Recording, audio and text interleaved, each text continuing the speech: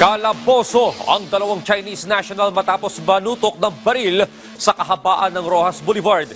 Isang lalaki arestado naman matapos banuntok dahil hindi siya pinagbigyan sa kanyang panlilimos. Si Isaiah Mirafuentes sa detalye.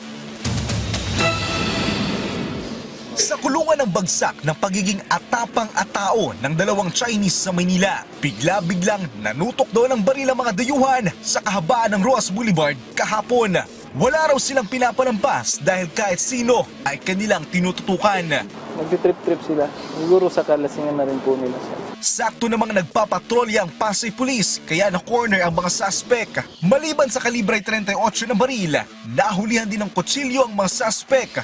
Ang baril ay napag-alamang illegal din dahil hindi lisensyado. Actually sir, verify po natin yung pangalan nila sa warrant natin. So far, merong yung isa na same name pero arrested. So most likely ibang tao itong nahuli. Maharap ang mga suspect sa kasong paglabag sa RA 10591 o Comprehensive Law on Firearms and Ammunition. Sinubukan namin kunan ng pahayag ang mga suspect, ngunit dahil na rin sa language barrier, hindi na sila nagpaunlak pa.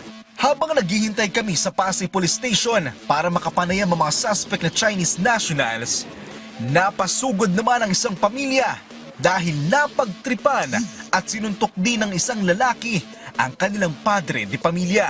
Ang biktima, 59 anyos na at hindi nakaririnig at hindi maayos na nakapagsasalita. Biglang may sumuntok sa likod ng ulo.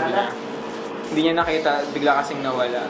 Bumibili raw ng ulam ang biktima nang lapitan ng suspect para mamalimos. Yun nga lang, hindi siya binigyan ng biktima. Umami naman ang natimbog na salarin sa isang bagay. Sir, matanong namin, gumagamit ka ba ng illegal na droga? Minsan po. Gano'ng kadalas yung minsan? Marami. Saan ka kumukuha ng pambili? Nanay ko. Aminado ang suspect na siya'y nanlilimos para makabili ng droga. With regards naman sa safety po, yun nga po, parati po tayong maging aware po sa paligid natin. Kung may nakita po tayong unruly na mga tao, immediately po mag-report po tayo sa ating kapulisan. Naharap ang suspect sa kasong physical injury. Isaiah Mirafuentes para sa Pambansang TV sa Bagong Pilipinas.